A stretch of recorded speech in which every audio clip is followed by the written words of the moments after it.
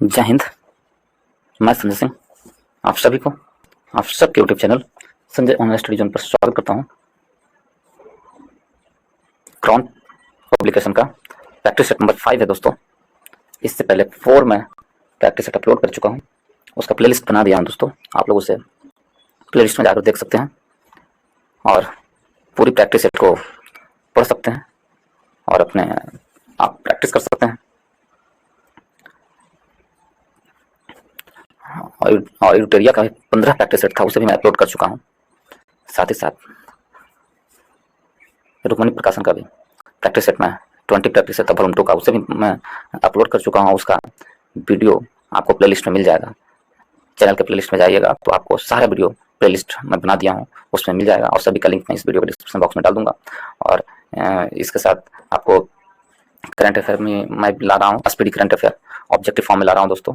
5 video upload कर दिया हूँ ऑब्जेक्टिव करंट अफेयर का।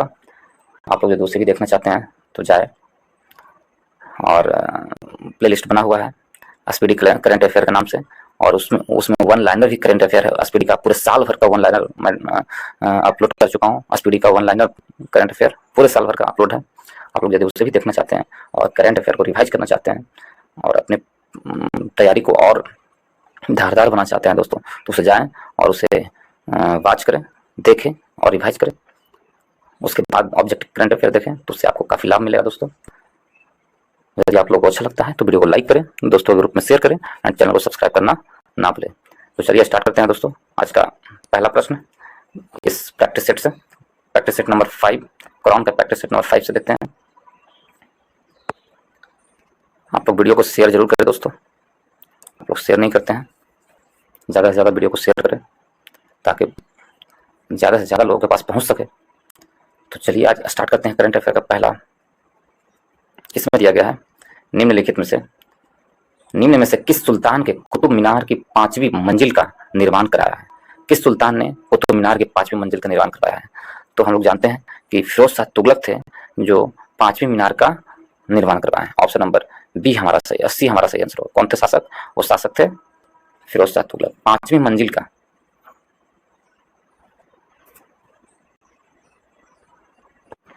ऑप्शन नंबर सी सही आंसर है। 5वीं मंजिल का निर्माण किसने करवाया था? तो आपको फिरोज शाह तुगलक ने कुतुब मीनार के 5वीं मंजिल का निर्माण करवाया था। कुतुब मीनार का नींव किसने डाली थी? तो कुतुब मीनार की नींव डाली थी कुतुबुद्दीन ऐबक, गुलाम वंश के शासक कुतुबुद्दीन ऐबक थे। कुतुब मीनार की नींव डाली थी और उसके 3 मंजिल तक निर्माण करवाए थे इल्तुतमिश कुतुब मीनार के 3 मंजिल तक निर्माण करवाए थे। और फिर उसके बाद इल्तुतमिश जो थे 3 मंजिल तक निर्माण करवाया। कुतुब मीनार का निर्माण करवाया कौन? तो इल्तुतमिश, कुतुबुद्दीन ऐबक नींव डाले थे, ठीक है।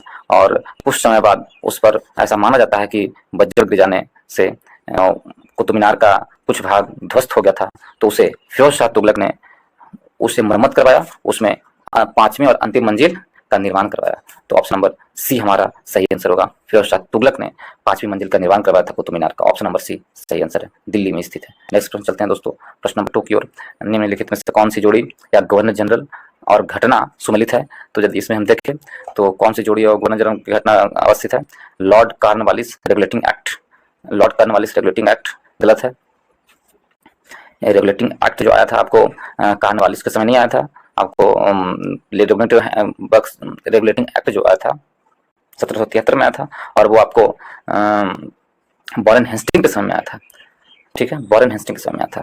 और नेक्स्ट है बेलेजली अस्थाई बंदोबस्ती थे कॉर्नवालिस, ठीक है। और लॉर्ड एलन ब्रो, हमसे पूछा कौन सुमेलित है, तो लॉर्ड एलन ब्रो सिंध का विलय। ऑप्शन नंबर सी सही आंसर है। लॉर्ड एलन ब्रो थे जो सिंध का विलय हुआ था उनके समय में, तो ऑप्शन नंबर सी सही आंसर है।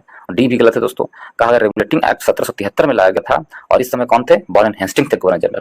कौन? वॉरेन हेस्टिंग, न कि कॉर्नवालिस, तो ये गलत है इस प्रकार।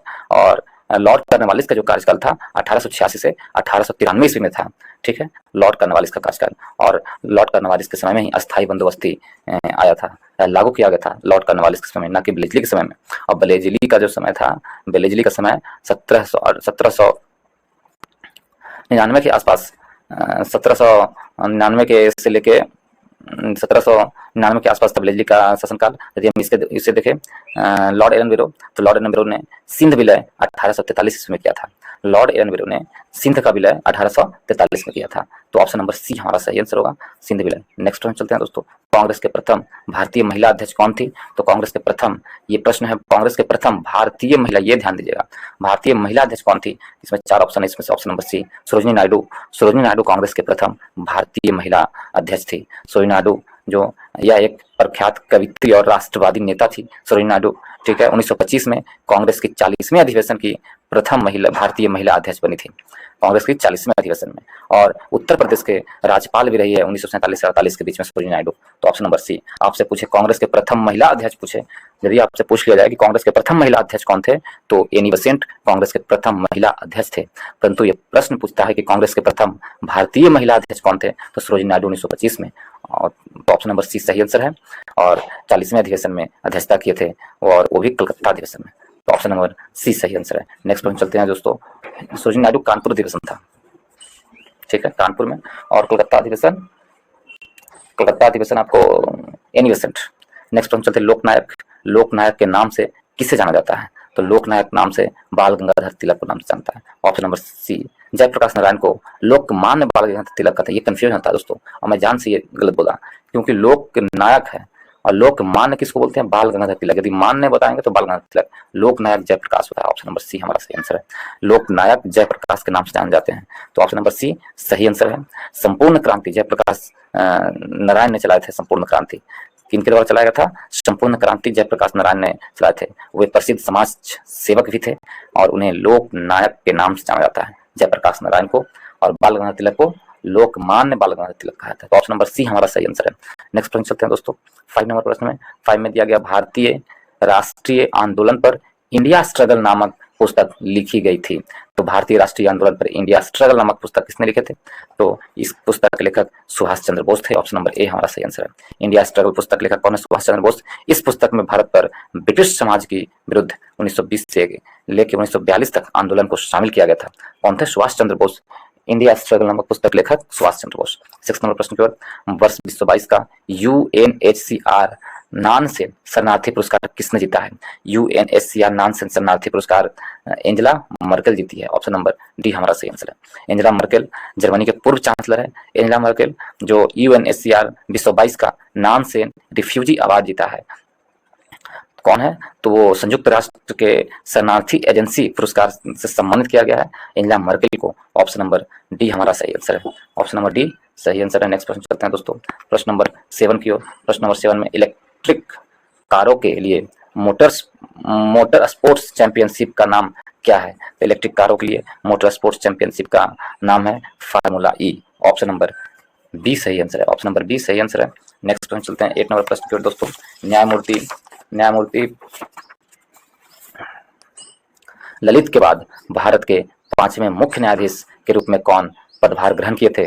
न्यायमूर्ति ललित के बाद भारत के 5वें न्यायाधीश के रूप में DY चंद्रचूड़ नियुक्त हुए थे। ऑप्शन नंबर डी हमारा सही आंसर है। DY चंद्रचूड़ नियुक्त हुए थे। न्यायमूर्ति UU ललित के बाद भारत के 5वें मुख्य न्यायाधीश या CJI के रूप में DY चंद्रचूड़ नियुक्त हुए थे। ऑप्शन नंबर डी हमारा सही आंसर है। इनका पूरा नाम है धनंजय यशवंत चंद्रचूड़। भारत के 50वें मुख्य न्यायाधीश के रूप में कार्यभार संभाले हैं। भारत के कैमे है तो 50वें मुख्य न्यायाधीश के रूप में कार्यभार संभाले हैं। ऑप्शन नंबर डी हमारा सही आंसर है। ऑप्शन नंबर डी सही आंसर है। नेक्स्ट प्रश्न चलते हैं दोस्तों, 9 नंबर प्रश्न में, भारत में डिजिटल पेमेंट इंडेक्स DPI कौन सी संस्था जारी करती है? तो भारत में डिजिटल पेमेंट इंडेक्स DPI जारी करने वाला कौन सी संस्था है? तो RBI है। ऑप्शन नंबर ए हमारा सही आंसर है। डिजिटल पेमेंट इंडेक्स जारी करने वाला संस्था कौन है? RBI। ऑप्शन नंबर ए हमारा सही आंसर है। नेक्स्ट प्रश्न 10 की ओर चलते हैं दोस्तों, हाल ही में खबरों में रहा जागृति किस क्षेत्र से संबंधित शुभंकर है? तो जागृति है जो किस क्षेत्र से संबंधित है? उपभोक्ता जागरूकता के संबंधित है जागृति। जागृति जो है, जागृति किस क्षेत्र के से संबंधित शुभंकर है? तो उपभोक्ता जागरूकता के क्षेत्र से। ऑप्शन नंबर डी हमारा सही आंसर है। उपभोक्ता जागरूकता से संबंधित शुभंकर है। उपभोक्ता के जागरूकता से संबंधित शुभंकर कौन है? जागृति है, उपभोक्ता के जागरूकता से संबंधित शुभंकर है। और इसका टैगलाइन हर मीडिया अभियानों में इसका टैगलाइन चलाया जाता है, जागो ग्राहक जागो। जागृति का ही टैगलाइन चलाया जाता है, उपभोक्ता जागरूकता का ही टैगलाइन चलाया जाता है हर मीडिया संस्थानों में, जागो ग्राहक जागो। ऑप्शन नंबर डी हमारा सही आंसर है। 11 नंबर प्रश्न को चलते हैं दोस्तों। 11 में कहा गया है भारत में पहला हर घर जल प्रमाणित राज्य कौन सा है? तो भारत में पहला हर घर जल प्रमाणित राज्य गोवा है। ऑप्शन नंबर सी हमारा सही आंसर है। कौन है? गोवा। ऑप्शन नंबर सी सही आंसर है। हर घर जल प्रमाणित घर देश का पहला राज्य कौन बना है? गोवा है। दादरा और नगर हवेली और दमन और दीव भी हर घर जल प्रमाणित केंद्र शासित प्रदेश बन गया है। वो हर घर जल वाला केंद्र शासित प्रदेश बन गया है। कौन? दादरा और नगर हवेली बन गए। और जल जीवन मिशन की घोषणा 2019 में की गई थी दोस्तों, जल जीवन मिशन की घोषणा। ठीक है, तो ऑप्शन नंबर सी हमारा सही आंसर है। ऑप्शन नंबर सी सही आंसर है। तो ऑप्शन नंबर सी सही आंसर है, गोवा। यदि गोवा को देखें दोस्तों, गोवा की राजधानी जो हुआ पणजी हुआ। ठीक है, और गोवा में अभी प्रमोद सावंत वहाँ के मुख्यमंत्री हैं। गोवा के मुख्यमंत्री कौन है? प्रमोद सावंत है गोवा के मुख्यमंत्री। और गोवा के मुख्यमंत्री कौन है? प्रमोद सावंत। वहाँ के जो राज्यपाल हैं पी.एस. श्रीधरन पिल्लई है। पी.एस. श्रीधरन पिल्लई गोवा के राज्यपाल हैं दोस्तों। और गोवा की स्थापना हुई थी 30 मई 1987 को। गोवा एक राज्य के रूप में दर्जा दिया गया था। 30 मई 1987 को गोवा को राज्य के रूप में दर्जा दिया गया था। गोवा में विधानसभा सीटों की संख्या 40 है और गोवा में राज्यसभा सीटों की संख्या 2 है, 1 है। गोवा में राज्यसभा सीटों की संख्या 1 है और गोवा में लोकसभा सीटों की संख्या 2 है। तो ऑप्शन नंबर सी सही आंसर है। यदि हिमाचल प्रदेश को देखें दोस्तों, तो हिमाचल प्रदेश की राजधानी शिमला है और हिमाचल प्रदेश में राज्यपाल शिव प्रताप शुक्ल हैं। शिव प्रताप शुक्ल हिमाचल प्रदेश के राज्यपाल हैं और वहाँ के मुख्यमंत्री सुखविंदर सिंह सुक्खू है। हिमाचल प्रदेश के मुख्यमंत्री सुखविंदर सिंह सुक्खू है। हिमाचल प्रदेश में यदि विधानसभा सीटों की संख्या देखें तो 60 है। विधानसभा सीटों की संख्या हिमाचल प्रदेश में 60 है और 68 है। विधानसभा सीटों की संख्या कितनी है? 68 है। 68 है हिमाचल प्रदेश में विधानसभा सीटों की संख्या। और लोकसभा सीटों की संख्या हिमाचल प्रदेश में 4 है। लोकसभा सीटों की संख्या और राज्यसभा सीटों की संख्या हिमाचल प्रदेश में कितना है? 3 है। राज्यसभा सीटों की संख्या 3 है। तो हिमाचल प्रदेश देखते हैं। उत्तराखंड देखते हैं दोस्तों। उत्तराखंड की राजधानी 2 है, एक है गैरसैंण और देहरादून। तो उत्तराखंड की राजधानी कौन हो गया? तो उत्तराखंड की राजधानी देहरादून और गैरसैंण दोनों हो गया। ठीक है, तो और वहाँ उत्तराखंड की स्थापना कब हुई थी? 9 नवंबर 2000 को। और उत्तराखंड के राज्यपाल हैं लेफ्टिनेंट जनरल गुरमीत सिंह हैं उत्तराखंड के राज्यपाल। और उत्तराखंड के मुख्यमंत्री पुष्कर सिंह धामी हैं। उत्तराखंड के मुख्यमंत्री कौन है? पुष्कर सिंह धामी। और उत्तराखंड के यदि विधानसभा सीट देखें तो 70 है उत्तराखंड में विधानसभा सीट। और उत्तराखंड में लोकसभा सीट 5 है और उत्तराखंड में राज्यसभा सीट 3 है। उत्तराखंड में राज्यसभा सीट 3 है। मणिपुर के देखें दोस्तों, मणिपुर में देखें तो मणिपुर का जो राजधानी है इम्फाल है और मणिपुर की स्थापना हुई थी 21 जनवरी 1972 में। मणिपुर की स्थापना हुई थी और वहाँ के राज्यपाल अनसुईया उइके है। मणिपुर का राज्यपाल अनसुईया उइके है। और मणिपुर के जो मुख्यमंत्री हुए एन बीरेन सिंह हुए। मणिपुर के मुख्यमंत्री एन बीरेन सिंह हुए। और मणिपुर की विधानसभा सीटों की संख्या 60 है। मणिपुर में लोकसभा सीटों की संख्या 2 है और मणिपुर में राज्यसभा सीटों की संख्या 1 है। तो चारों ऑप्शन का मैं बता दिया हूं दोस्तों। नेक्स्ट प्रश्न चलते हैं, प्रश्न नंबर 12 की ओर। यूनाइटेड किंगडम के 56वें प्रधानमंत्री के रूप में किसे चुना गया है? तो यूनाइटेड किंगडम के 56वें प्रधानमंत्री के रूप में किसे चुना गया है? तो यूनाइटेड किंगडम के 56वें प्रधानमंत्री के रूप में लीज ट्रैस को चुना गया था। ऑप्शन नंबर ए सही आंसर है। 56वें प्रधानमंत्री के रूप में लीज ट्रैस को चुना गया था। ठीक है, और यूनाइटेड किंगडम के नए प्रधानमंत्री के रूप में चुनी गई थी सत्तारूढ़ कंजर्वेटिव पार्टी के नेता चुनी गई थी लीज ट्रैस चुनी गई थी। तो ऑप्शन नंबर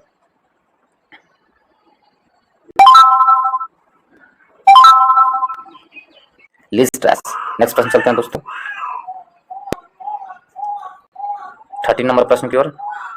13 नंबर प्रश्न में दिया गया है कि भारत में इंजीनियर्स दिवस किसकी जयंती के उपलक्ष्य में मनाया जाता है? तो भारत में इंजीनियर्स दिवस है जो किसके जयंती के रूप में मनाया जाता है? तो एस विश्वेश्वरैया की जयंती पर भारत में इंजीनियर दिवस मनाया जाता है। एस विश्वेश्वरैया के जयंती पर भारत में इंजीनियर दिवस मनाया जाता है। 15 सितंबर को एस विश्वेश्वरैया की जयंती मनाई जाती है। कितने तारीख को? 15 सितंबर को इंजीनियर दिवस मनाया जाता है भारत में। ऑप्शन नंबर बी हमारा सही आंसर होगा। विश्वेश्वरैया के जन्म दिवस पर मनाया जाता है इंजीनियर दिवस। ऑप्शन नंबर बी सही आंसर है। नेक्स्ट प्रश्न चलते हैं 14 नंबर प्रश्न पे दोस्तों। 14 में दिया गया ऑस्कर 2023 में भारत की आधिकारिक प्रविष्टि के रूप में किस फिल्म की घोषणा की गई है? तो ऑस्कर 2023 में भारत में आधिकारिक प्रविष्टि के रूप में भारत के छेलो सो फिल्म की आधिकारिक प्रविष्टि की गई है। किसको? छेलो सो फिल्म को। ऑप्शन नंबर डी हमारा सही आंसर है। छेलो सो फिल्म को। ऑप्शन नंबर डी सही आंसर है। और नेक्स्ट प्रश्न चलते हैं दोस्तों 15 नंबर प्रश्न की ओर। 15 में कहा गया है भारत के दूसरे चीफ डिफेंस स्टाफ के रूप में किसे नियुक्त किया गया है।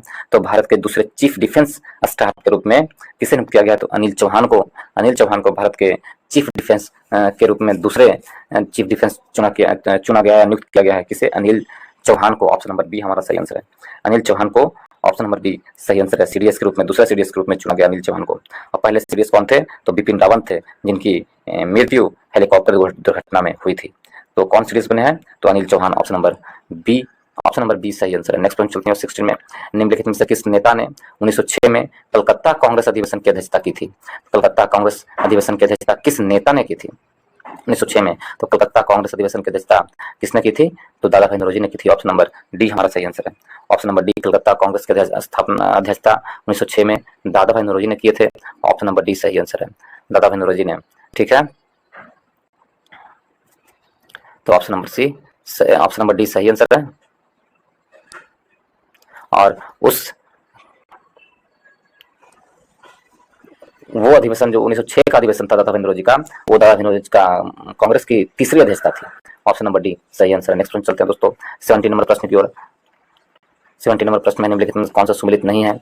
जलेपला दर्रा किससे संबंधित है? तो सिक्किम से संबंधित है, ये सही है, सुमेलित है। जलेपला है जो सिक्किम से संबंधित है। तिब्बत को लहास से जो होता है जलेपला दर्रा, तो ये बिल्कुल सही है। आपसे कह रहा है माना और नीति दर्रा है जो उत्तराखंड में है, ये भी सही है दोस्तों। माना नीति उत्तराखंड में है, दोनों दर्रा माना और नीति दोनों है जो उत्तराखंड में है। ठीक है, और शिप किला देख रहे हैं, शिप किला दर्रा जम्मू कश्मीर में है, जो गलत है। शिप किला दर्रा है जो हिमाचल प्रदेश में है, ना कि जम्मू कश्मीर में है। तो ऑप्शन नंबर सी गलत है। बोमडीला अरुणाचल प्रदेश में, ये सही है। बोमडीला अरुणाचल प्रदेश में, ये बिल्कुल सही है। यदि हम मैच करें दोस्तों तो इसमें कहा जा रहा है शिप किला कहाँ है? अरुणाचल प्रदेश में, हिमाचल प्रदेश में, ना कि जम्मू कश्मीर में। तो ऑप्शन नंबर सी हमारा सही आंसर है। नेक्स्ट प्रश्न चलते हैं दोस्तों 80 नंबर में। भारत के तट रेखा की कुल लंबाई लगभग है, तो भारत की तट रेखा की कुल लंबाई कितनी है? तो कुल लंबाई यदि हमसे पूछा जा रहा है, लगभग कह रहा है, तो 7500 किलोमीटर, 7516.6 किलोमीटर भारत की कुल रेखा की लंबाई है। भारत के कुल रेखा की लंबाई कितना है? 7516.6 किलोमीटर, और इसमें लगभग पूछा है तो 7500 किलोमीटर। ऑप्शन नंबर डी हमारा सही आंसर है। भारत की मुख्य भूमि का कुल लंबाई, तट रेखा का कुल लंबाई बोलते पूछा जाता है तो 6100 किलोमीटर होता है, 6100 किलोमीटर। लेकिन महाद्वीप को जोड़कर भी दिया जाता है तो उसको 7516.6 किलोमीटर बताया था। ऑप्शन नंबर डी सही आंसर है। नेक्स्ट प्रश्न चलते हैं दोस्तों 19वां प्रश्न में। भारत में सुनामी वार्निंग सेंटर अवस्थित है। भारत में सुनामी वार्निंग सेंटर कहाँ स्थित है? तो हैदराबाद में। भारत में सुनामी वार्निंग स्टेशन है, हैदराबाद में स्थित है। भारत में सुनामी वार्निंग सेंटर का परिचालन जुलाई 2005 में हैदराबाद में किया गया था। ऑप्शन नंबर सी सही आंसर है। 20 में विश्व जनसंख्या दिवस कितने अरब जनसंख्या पहुंचने के पश्चात मनाया जाने लगा है? तो विश्व जनसंख्या दिवस कितने अरब जनसंख्या के लिए मनाया जाता है? तो विश्व जनसंख्या दिवस जब 5 अरब जनसंख्या पूर्व गया था पूरे विश्व में, तब विश्व जनसंख्या दिवस 11 जुलाई को मनाया जाता है। कितने अरब? तो 5 अरब पूर्णे के बाद। ऑप्शन नंबर बी सही आंसर, सी सही आंसर होगा। 5 अरब जब विश्व में जनसंख्या हो चुकी थी, तब से विश्व जनसंख्या दिवस मनाया जाता है। और 11 जुलाई को विश्व जनसंख्या दिवस मनाया जाता है दोस्तों। 1987 को ही, 11 जुलाई 1987 को विश्व की जनसंख्या 5 अरब के बिंदु के पार पहुंच गई थी, जिसके कारण 11 जुलाई 1987 को 5 अरबवें शिशु का जन्म यूगोस्लाविया में हुआ था। और 11 जुलाई 1987 में ही प्रतिवर्ष विश्व जनसंख्या दिवस मनाया जाने लगा। 11 जुलाई 1987 से ही प्रतिवर्ष विश्व जनसंख्या दिवस मनाने जाने लगा। ऑप्शन नंबर सी हमारा सही आंसर है। नेक्स्ट प्रश्न चलते हैं प्रश्न नंबर 21 की ओर। निम्न में से किस राष्ट्रपति ने एक शक्ति का प्रयोग किया था जिसे संवैधानिक शब्दावली में जैवी निषेधाधिकार कहा जाता है? जैवी निषेधाधिकार कहा जाता है, तो किसने इस शक्ति का प्रयोग किया था? तो वो प्रधान राष्ट्रपति कौन थे? ज्ञानी जैल सिंह ने। ऑप्शन नंबर सी हमारा सही आंसर है। वर्ष 1986 में राष्ट्रपति ज्ञानी जैल सिंह ने भारतीय पोस्ट ऑफिस संशोधन अधिनियम के संबंध में जैवी निषेधाधिकार का प्रयोग किए थे। ऑप्शन नंबर सी सही आंसर है। नेक्स्ट प्रश्न चलते हैं दोस्तों 22 नंबर में। भारत में त्रिस्तरीय पंचायती राज व्यवस्था किसकी सिफारिश की थी? तो किसने सिफारिश की थी त्रिस्तरीय पंचायती राज व्यवस्था? तो भारत में त्रिस्तरीय पंचायती राज व्यवस्था बलवंत राय मेहता समिति ने सिफारिश की थी। ऑप्शन नंबर बी हमारा सही आंसर है। बलवंत राय मेहता समिति ने सिफारिश की थी 1957 ईस्वी में सिफारिश की थी बलवंत राय मेहता समिति ने त्रिस्तरीय समिति की। ऑप्शन नंबर बी सही आंसर है। समिति की सिफारिश के आधार पर ही राजस्थान में विधानसभा ने 2 सितंबर 1959 को पंचायती राज अधिनियम पारित किया और जवाहरलाल नेहरू ने 2 अक्टूबर 1959 को राजस्थान के 9 जिलों में पंचायती राज का उद्घाटन किए। ठीक है, यदि हम अशोक मेहता समिति को देखें दोस्तों तो 1977 में अशोक मेहता समिति 1977 ईस्वी में आया था अशोक मेहता समिति, और ये 2 स्तरीय पंचायती राज के बारे में कहा करते थे। और GV राव समिति है जो 1985 में आया था, GV राव समिति 1985 में, और LM सिंघवी समिति है जो 1986 में आया था। तो हमसे पूछा गया ऑप्शन नंबर बी बाल बलवंत राय मेहता जो थे त्रिस्तरीय पंचायती राज समिति से संबंधित है, और बलवंत राय मेहता ने 1957 ईस्वी में अपना समिति बनाई गई थी, बलवंत राय मेहता समिति। ऑप्शन नंबर बी सही आंसर। नेक्स्ट प्रश्न चलते हैं दोस्तों 23 में कहा गया है वर्ष 1992 में शासन एवं विकास नामक रिपोर्ट में किसने सुशासन की परिभाषा तय की है? शासन एवं 1992 में शासन एवं विकास के नामक रिपोर्ट को सुशासन की जो परिभाषा तय की है वो किसने की है? तो उसकी परिभाषा विश्व बैंक ने की है, सुशासन की परिभाषा की तय। ऑप्शन नंबर बी सही आंसर। विश्व बैंक ने 1992 में शासन एवं विकास नामक रिपोर्ट में विश्व बैंक ने सुशासन की परिभाषा तय की है। ऑप्शन नंबर बी सही आंसर है। नेक्स्ट प्रश्न चलते हैं दोस्तों प्रश्न नंबर 24 की ओर। एक खुली हुई अर्थव्यवस्था की राष्ट्रीय आय 22 है। CIGXM का क्रमशः अर्थ है उपयोग, निवेश, सरकारी खर्च, कुल निर्यात और कुल आयात। तो इस तरह लिया हुआ है। तो हमसे पूछ रहा है कि एक खुली अर्थव्यवस्था में क्या होगा? तो खुली हुई अर्थव्यवस्था में होगा y बराबर C + I + J और ब्रैकेट में x - M। Option number C हमारा सही आंसर होगा। नेक्स्ट प्रश्न चलते हैं दोस्तों प्रश्न नंबर 25 में दिया गया है। प्रश्न नंबर 25 में दिया गया है कि भारत में किसने आमदनी पर कर की शुरुआत की थी? तो भारत में किसने किया था आमदनी पर कर की शुरुआत? तो आमदनी पे कर की शुरुआत भारत में करने वाले कौन थे? तो वो जेम्स विल्सन थे। ऑप्शन नंबर सी सही आंसर है। आमदनी पर कर की शुरुआत जेम्स विल्सन ने 24 जुलाई 1860 ईस्वी को जेम्स विल्सन के द्वारा आरंभ किया गया था। भारत में आयकर, आमदनी पर कर यानी आय पर जो कर लगाया गया था तो 24 जुलाई 1960 में जेम्स विल्सन के द्वारा लाया गया था। और यह ऐसा कर था जो बुनियादी अमीर शाही परिवारों को और ब्रिटिश नागरिकों पर लगाया जाता था। ठीक है, तो ऑप्शन नंबर सी सही आंसर है। जेम्स विल्सन की देन है। आमदनी पर जो कर लगाया जाता है, आय पर जो कर लगाया जाता है वो जेम्स विल्सन का देन है भारत में। ऑप्शन नंबर सी सही आंसर है। 26 नंबर प्रश्न चलते हैं दोस्तों। ऑपरेशन ट्विस्ट किस देश द्वारा 2 बार प्रयोग किया गया है? तो ऑपरेशन ट्विस्ट है जो अमेरिका के द्वारा 2 बार प्रयोग किया गया है। ऑप्शन नंबर बी सही आंसर होगा। अमेरिका के द्वारा ऑपरेशन ट्विस्ट 2 बार प्रयोग किया गया है। यह एक मौद्रिक नीति उपकरण है जिसका उपयोग मूल रूप से संयुक्त राज्य अमेरिका द्वारा 2 बार 1961 में और 2011 में किया गया था। 1961 में अमेरिका ने किया था और दूसरी बार 2011 में किया था। तो ऑप्शन नंबर बी सही आंसर है। नेक्स्ट प्रश्न चलते हैं दोस्तों 27 में। WTO के अपीलीय प्राधिकार की स्थापना कब की गई थी? WPL के अपीलीय प्राधिकार की संस्थान की स्थापना कब की गई थी? ये प्रश्न पूछा है। तो इसकी संस्थान की स्थापना WTO के संस्थान की स्थापना कब की गई थी? तो 1995 में। वर्ल्ड ट्रेड ऑर्गेनाइजेशन की जो हुआ तो 1995 में स्थापना की गई थी। ऑप्शन नंबर डी सी सही आंसर होगा। WTO की 1995 में स्थापना की गई थी। अपीलीय प्राधिकरण की स्थापना 1995 में। और अब तक के WTO के संज्ञान में लगभग अधिक अंतर्राष्ट्रीय विवाद लाए जा चुके हैं। 300 से अधिक मामले पर निर्णय भी लिया जा चुका है WTO का। कब? 1995 में। ऑप्शन नंबर सी सही आंसर है। WTO के देखे दोस्तों WTO तो WTO का जो स्थापना हुई थी तो हमने बता दिया 1995 में हुई थी। और इसके मुख्यालय कहाँ है WTO का? तो WTO का मुख्यालय जेनेवा में है। WTO का मुख्यालय कहाँ है? जेनेवा में WTO का मुख्यालय है। और वह भी वहाँ उसके प्रमुख कौन है? नागोजी अंकोजा इवेला है WTO के प्रमुख है। WTO के प्रमुख कौन है? नागोजी अंकोजा इवेला है। ठीक है, और इसके सदस्य देशों की संख्या 164 है WTO में। और सबसे अंतिम सदस्य कौन है? तो अफगानिस्तान है। तो ऑप्शन नंबर सी सही आंसर है। नेक्स्ट प्रश्न चलते हैं दोस्तों। नेक्स्ट में है तेलिया रुमाल के लिए किस राज्य में GI टैग दिया गया है? तेलिया रुमाल के लिए किस राज्य में GI टैग दिया गया है? ये प्रश्न दिया गया है। तो तेलिया रुमाल के लिए कौन से राज्य को GI टैग दिया गया है? तो राज्य है तेलंगाना राज्य को तेलिया रुमाल के लिए GI टैग दिया गया दोस्तों। किसको? तेलंगाना को। ऑप्शन नंबर ए हमारा सी हमारा सही आंसर होगा। तेलंगाना राज्य को तेलिया रुमाल के लिए GI टैग दिया गया है। किसे? तेलंगाना को। ऑप्शन नंबर सी सही आंसर है। तेलंगाना को दिया गया GI टैग तेलिया रुमाल के लिए। ठीक है, यदि हम देखें तेलंगाना के यदि हम राज्यपाल देखें दोस्तों, तेलंगाना के राज्यपाल देखेंगे तो डॉक्टर तमिलिसाई सुंदरराजन तेलंगाना के राज्यपाल हैं। वहाँ के मुख्यमंत्री अनुमुल्ला रेवंत रेड्डी हैं। नए मुख्यमंत्री बनाए गए तेलंगाना में अनुमुल्ला रेवंत रेड्डी, ठीक है। और 2 जून 2014 को तेलंगाना की स्थापना हुई थी। तेलंगाना में विधान परिषद भी है दोस्तों। जो विधान परिषद की संख्या तेलंगाना में कितनी है, 40 है। और तेलंगाना में विधानसभा सीटों की संख्या 119 है। तेलंगाना में विधानसभा सीटों की संख्या कितनी है, 119 है। और तेलंगाना में के लोकसभा सीटों की संख्या 17 है और राज्यसभा सीटों की संख्या 7 है। राजधानी हैदराबाद है। आंध्र प्रदेश देखें दोस्तों, आंध्र प्रदेश के राजधानी कौन है, तो आंध्र प्रदेश देखें तो इसमें आंध्र प्रदेश की राजधानी विशाखापट्टनम है।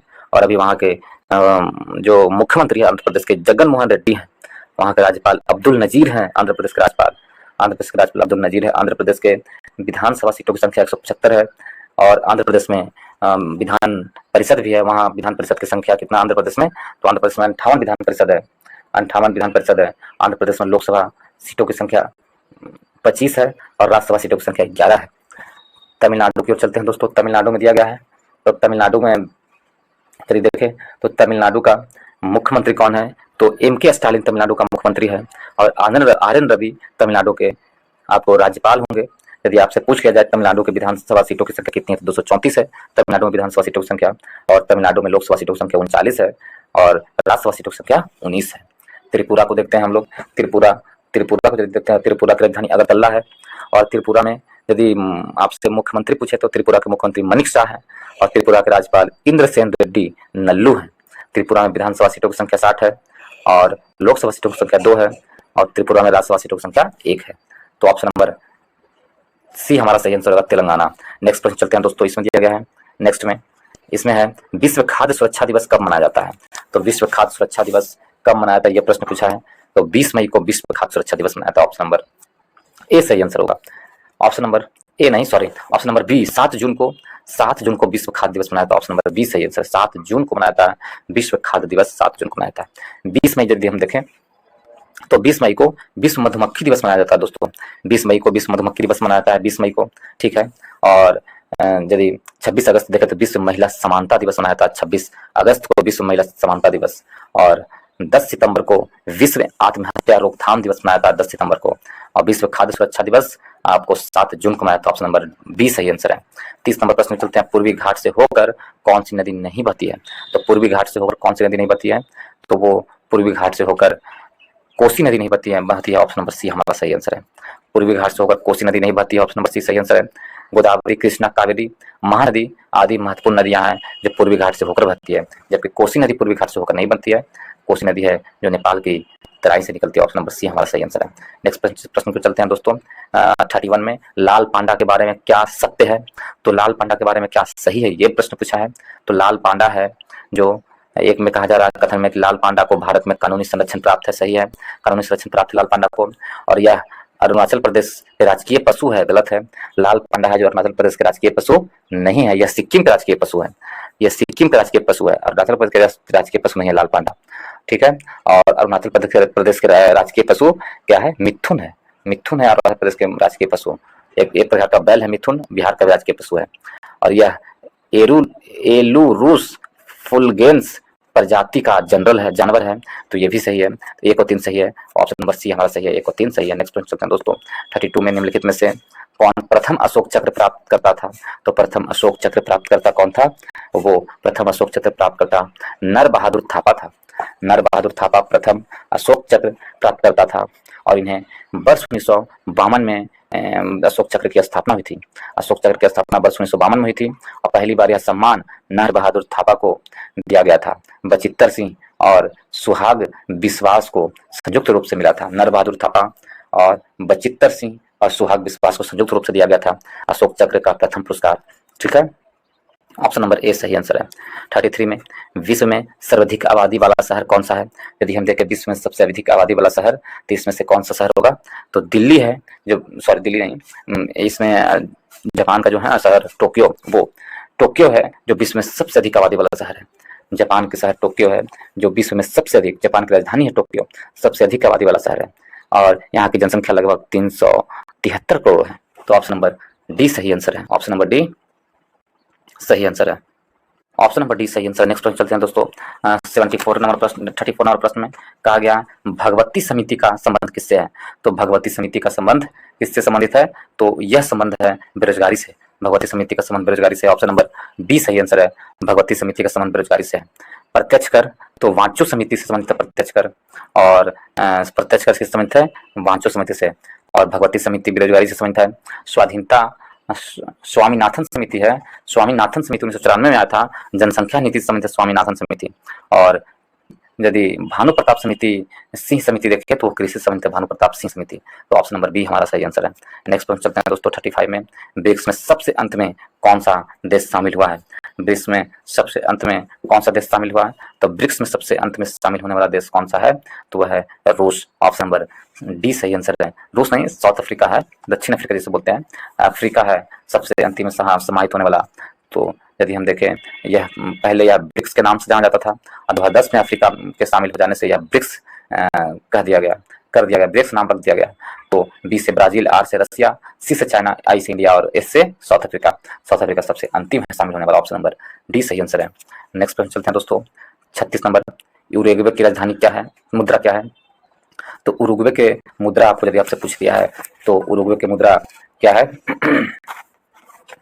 तो उरुग्वे की मुद्रा है आपको पेसो। ऑप्शन नंबर डी सही आंसर होगा। उरुग्वे की मुद्रा क्या है, पेसो है। उरुग्वे के मुद्रा पेसो है। ऑप्शन नंबर डी सही आंसर है दोस्तों, उरुग्वे की मुद्रा पेसो है। यदि हम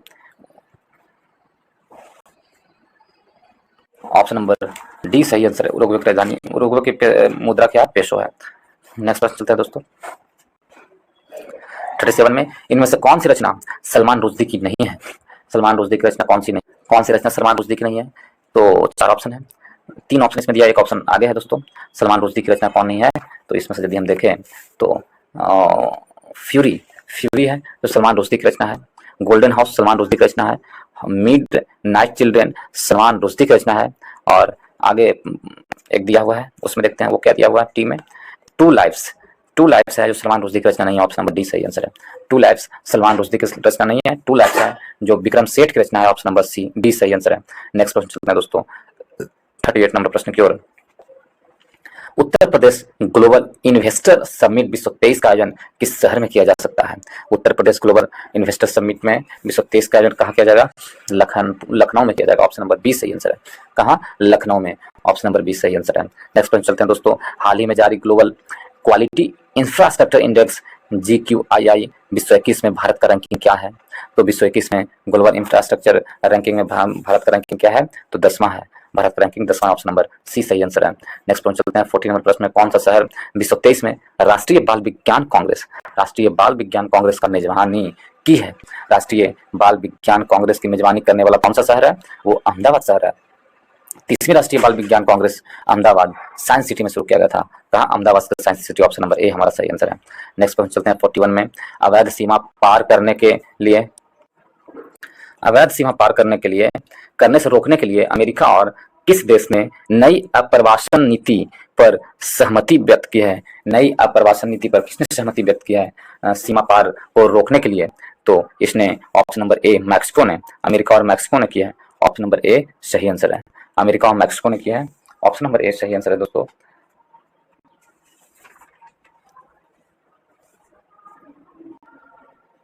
नेक्स्ट प्रश्न चलते हैं दोस्तों 42 नंबर प्रश्न में दिया गया है। हाल ही में खबरों में रहा विंड होक डिक्लेरेशन किस क्षेत्र से संबंधित है। तो विंड होक डिक्लेरेशन है जो किस क्षेत्र से संबंधित है, यह प्रेस की स्वतंत्रता से संबंधित है। ऑप्शन नंबर सी हमारा सही आंसर है। विंड होक डिक्लेरेशन प्रेस की स्वतंत्रता से संबंधित है। और अफ्रीकी पत्रकार द्वारा 3 मई 1991 को यूनेस्को में प्रस्तुत किया गया। इसी उपलक्ष्य में 3 मई को विश्व प्रेस स्वतंत्रता दिवस मनाया जाता है। ऑप्शन नंबर सी सही आंसर है। 43 में भारत का पहला पॉन्ड टैक्स प्रोजेक्ट पाने वाला पहला राज्य कौन सा है। भारत में पहला पॉन्ड टैक्स प्राप्त करने वाला पहला राज्य उत्तर प्रदेश है। पहला राज्य कौन है, Uttar Pradesh. Pond tax project पारित करने वाला पहला राज्य Uttar Pradesh. Option number A हमारा सही आंसर है। ऑप्शन नंबर ए सही आंसर है। यदि हम उत्तर प्रदेश के यदि मुख्यमंत्री देखें तो योगी आदित्यनाथ थे दोस्तों, और वहां के राज्यपाल आनंदीबेन पटेल है। वहां के राज्यपाल कौन है, आनंदीबेन पटेल उत्तर प्रदेश के राज्यपाल हैं। और उत्तर प्रदेश का राजधानी लखनऊ है। यदि उत्तर प्रदेश में सबसे अधिक राज्य विधानसभा की सीटों की संख्या होती है कहाँ सबसे अधिक? तो उत्तर प्रदेश में 403 है। लोकसभा सीटों की संख्या उत्तर प्रदेश में 80 है दोस्तों, और राज्यसभा सीटों की संख्या उत्तर प्रदेश में 31 है, 31 है। और विधान परिषद भी उत्तर प्रदेश में है, और उत्तर प्रदेश में विधान परिषद की संख्या कितनी है? तो 100 है उत्तर प्रदेश में विधान परिषद की संख्या। यदि इसमें देखें बी नंबर को, बिहार को देखें, बिहार की राजधानी पटना है और मुख्यमंत्री नीतीश कुमार है, और राज्यपाल कौन है? तो राजेंद्र विश्वनाथ आर्लेकर बिहार के राज्यपाल है, और बिहार की स्थापना 22 मार्च 1912 को हुई थी दोस्तों। और बिहार में यदि हम देखें विधान परिषद भी बिहार में भी है, जो विधान परिषद की संख्या बिहार में 75 है, कर्नाटक में 75 है। यदि हम इसे देखें बिहार में विधानसभा की सीटों की संख्या आपसे पूछ लिया था 243 है, बिहार में लोकसभा सीटों की संख्या कितना? 40 है, और बिहार में राज्यसभा सीटों की संख्या 16 है। हिमाचल प्रदेश को यदि हम लोग देखें दोस्तों, हिमाचल प्रदेश को यदि हम देखें तो हिमाचल प्रदेश के, अच्छा हम लोग हिमाचल प्रदेश के बारे में देख चुके हैं दोस्तों। इससे पहले झारखंड के बारे में हम लोग देख लेते हैं। झारखंड, तो झारखंड के मुख्यमंत्री कौन है? तो आपको चंपई सोरेन झारखंड के मुख्यमंत्री हैं। सीपी राधाकृष्णन झारखंड के राज्यपाल हैं। झारखंड की स्थापना 15 नवंबर 2000 को हुआ था, और झारखंड में विधानसभा सीटों की संख्या 81 है। कितना? 81 विधानसभा सीटों की संख्या। झारखंड में राज्यसभा सीटों की संख्या 6 है, और झारखंड में लोकसभा सीटों की संख्या 14 है। तो इस प्रकार option number A, Uttar Pradesh 5 tax लागू करने वाला पहला देश बन गया है, पहला राज्य बन गया। ऑप्शन नंबर ए सही आंसर है। नेक्स्ट प्रश्न चलते हैं दोस्तों। इसमें दिया गया है 44 नंबर प्रश्न में, इसमें है कि कौन सा देश छठे हिंद महासागर सम्मेलन का मेजबान है? तो कौन सा देश छठे हिंद महासागर का मेजबानी किया है? कौन सा देश है जो छठे हिंद महासागर की मेजबानी किए हैं? तो इसमें हम यदि देखें छठे हिंद महासागर की मेजबानी करने वाला देश कौन है? बांग्लादेश है। ऑप्शन नंबर ए हमारा सही आंसर है। बांग्लादेश छठे हिंद महासागर की मेजबानी किए हैं। ऑप्शन नंबर ए सही आंसर है। ऑप्शन नंबर ए सही आंसर है दोस्तों। यदि हम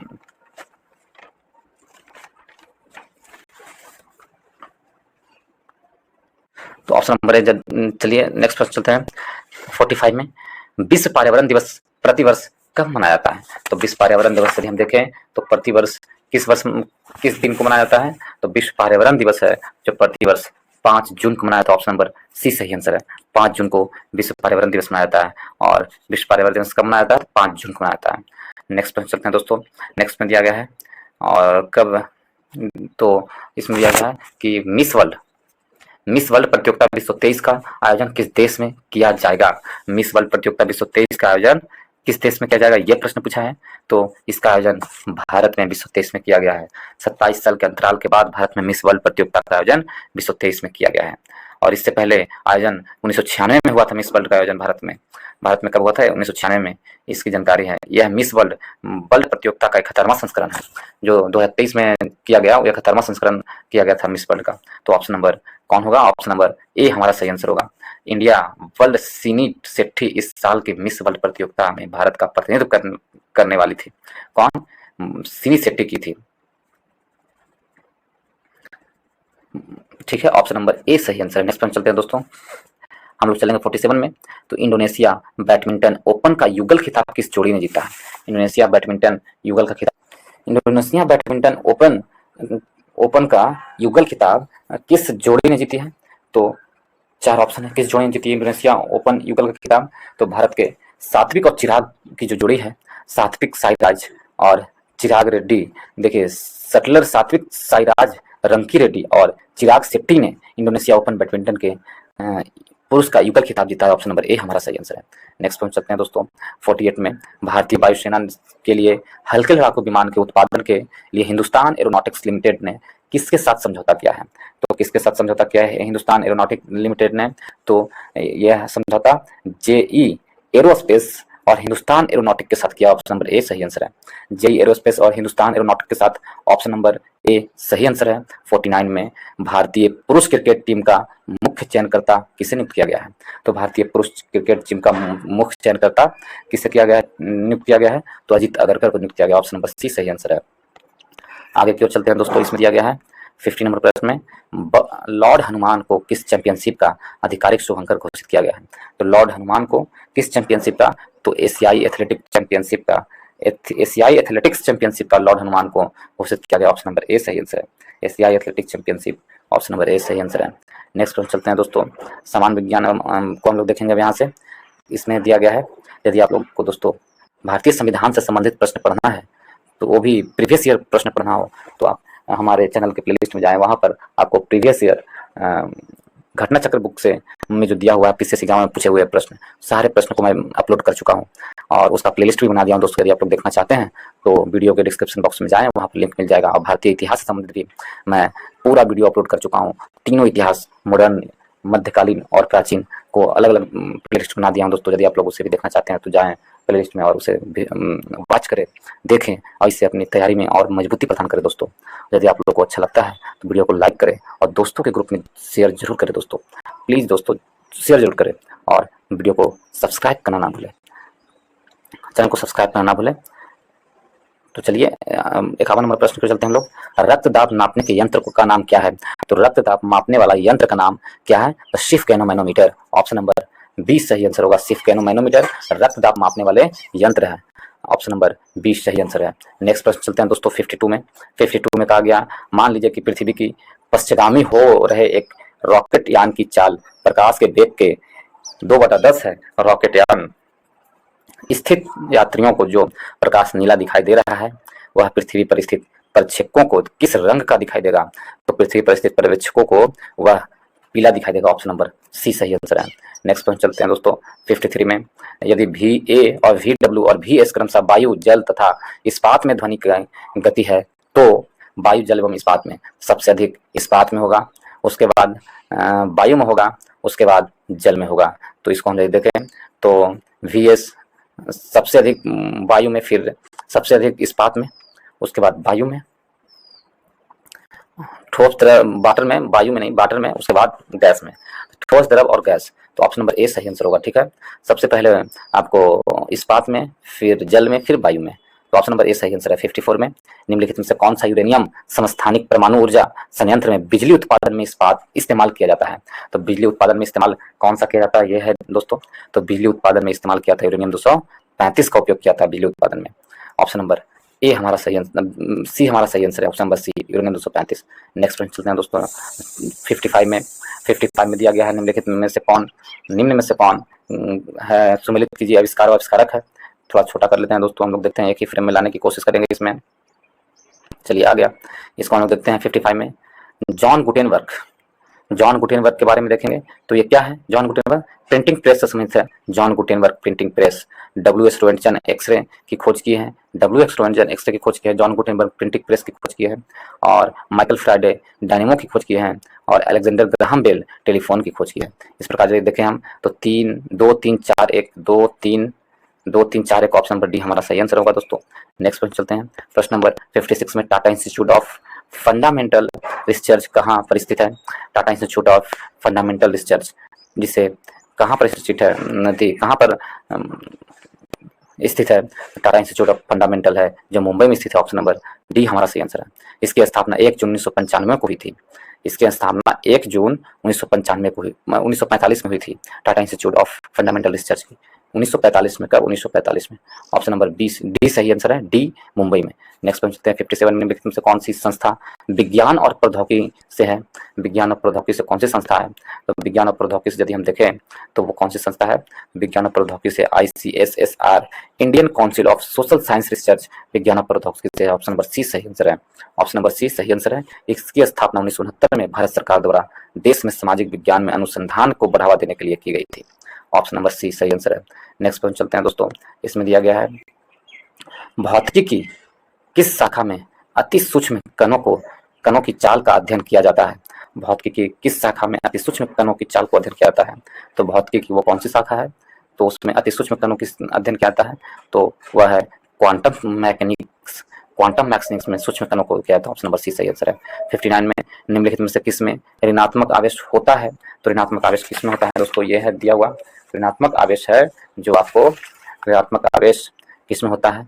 तो बीटा कण में ऋणात्मक आवेश होता है। ऑप्शन नंबर सी हमारा सही आंसर है। बीटा कण में ऋणात्मक आवेश होता है। ऑप्शन नंबर सी सही आंसर है।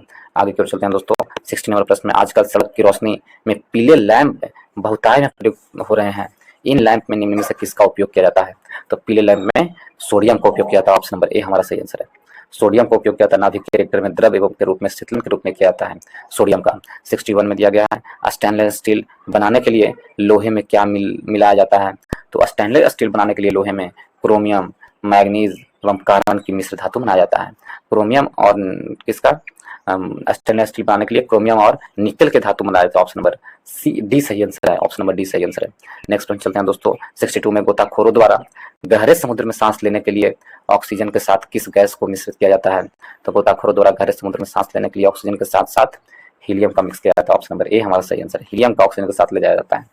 हीलियम और ऑक्सीजन का मिश्रण होता है गोताखोरों के द्वारा। कृत्रिम श्वसन में भी इसकी सम्मिश्रण का उपयोग किया जाता है।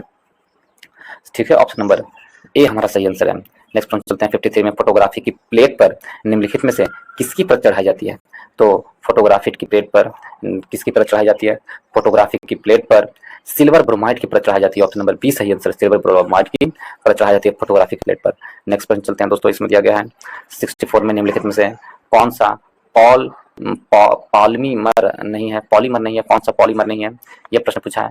कौन सा पॉलीमर नहीं है? यदि इसे देखें हम तो टैफलाइन एक पॉलीमर नहीं है। ऑप्शन नंबर बी सही आंसर है। टैफलाइन पॉलीमर नहीं है। नायलॉन, कैप्रोलेक्टम और पॉलीस्टाइरीन ये सब क्या है? पॉलीमर है, लेकिन टैफ्लॉन नहीं है। ऑप्शन नंबर बी सही आंसर है। नेक्स्ट क्वेश्चन चलते हैं दोस्तों। सूची 1 सूची 2 को मिलान करना है। थोड़ा छोटा देख करके पूरा देख लेंगे हम लोग। इसमें दिया गया केबलर है तो संश्लेषित रेशा है केबलर एक संश्लेषित रेशा है। केबलर क्या है? तो संश्लेषित रेशा है। टेक्सॉल कैंसर रोधी दवा है। टेक्सॉल जिंक फॉस्फाइड है जो रोडेंट नासी है। कौन? रोडेंट नासी है। जिंक फॉस्फाइड रोडेंट नासी है। और नाइट्रोसेलुलोज विस्फोटक है। नाइट्रोसेलुलोज क्या है? विस्फोटक है। 2 3 4 1 ऑप्शन नंबर बी सही आंसर है। नाइट्रोसेलुलोज विस्फोटक है। नेक्स्ट प्रश्न चलते हैं दोस्तों। प्रश्न में 60 नंबर प्रश्न में है। इसमें दिया गया है सब्जी के लिए काम आने वाले पौधे के अध्ययन को कहते हैं। तो सब्जी के लिए काम आने वाले पौधों के अध्ययन को क्या कहते हैं? तो सब्जी में काम आने वाले पौधों के अध्ययन को क्या कहा जाता है दोस्तों? तो ओलेरीकल्चर कहा जाता है। ऑप्शन नंबर डी सही आंसर है। ओलेरीकल्चर कहते हैं सब्जी के उत्पादन में काम आने वाले पौधे को ओलेरीकल्चर कहते हैं। ऑप्शन नंबर डी का सही आंसर है। 67 में कहा गया है कि उड़ने वाला स्तनपायी है। तो उड़ने वाला स्तनपायी कौन है? चमगादड़ एक उड़ने वाला स्तनपायी है। ऑप्शन नंबर डी सही आंसर है।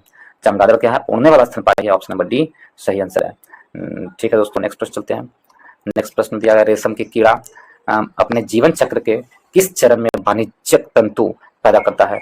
रेशम का कीड़ा है जो अपने जीवन तत्व में किस में वाणिज्यिक पैदा करता है? तो यह वाणिज्यिक पैदा करता है सी में, कोशिका में, पुप्पा में। अपने जीवन चक्र के पुप्पा जब होता है उस समय यानी कोशित होता है उस समय तंतु पैदा करता है। ऑप्शन नंबर ए सही है। सी सही आंसर होगा। 69 में वयस्क मानव में होती है।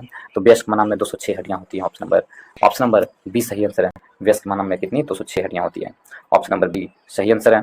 और बच्चों में 270 से लेकर 300 हड्डियां पाई जाती है बच्चों में, जबकि वयस्क मानव में 206 होती है। नेक्स्ट प्रश्न चलते हैं दोस्तों।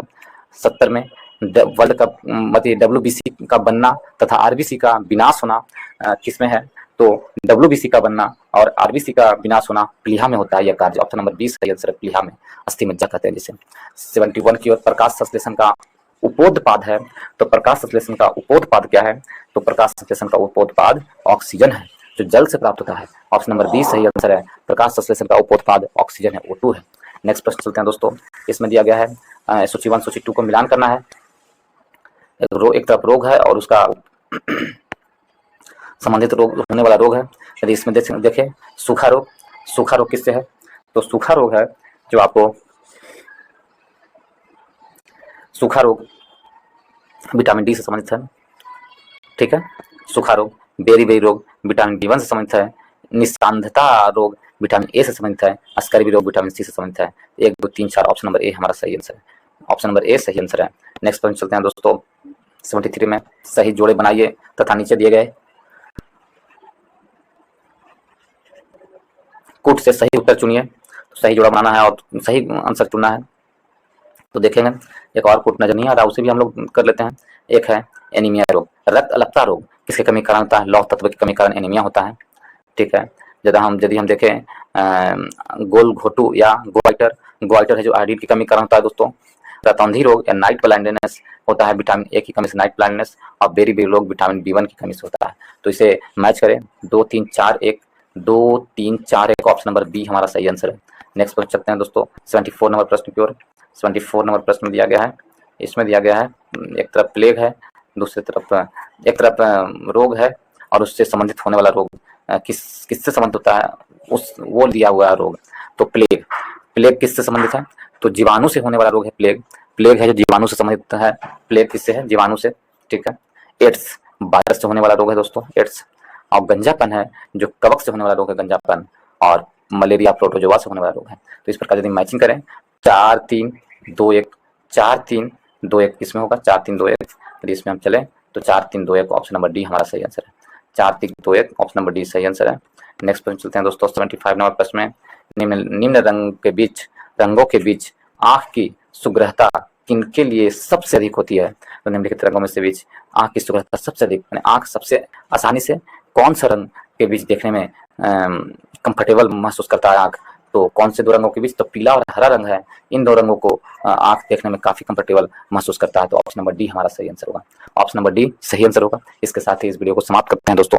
यदि आप लोग को अच्छा लगा है तो वीडियो को लाइक करें, दोस्तों के ग्रुप में शेयर करें और चैनल को सब्सक्राइब करना भूले दोस्तों। प्लीज चैनल को सब्सक्राइब करें दोस्तों एंड वीडियो को लाइक करें, दोस्तों के व्हाट्सएप, फेसबुक जहाँ भी ग्रुप है सभी में शेयर करें और वीडियो को लाइक करना ना भूलें। बेल आइकन को भी दबा लें दोस्तों, ताकि जो भी वीडियो डालूं सबसे पहले नोटिफिकेशन आपके पास जाए। इस वीडियो को देखने के लिए बहुत बहुत धन्यवाद।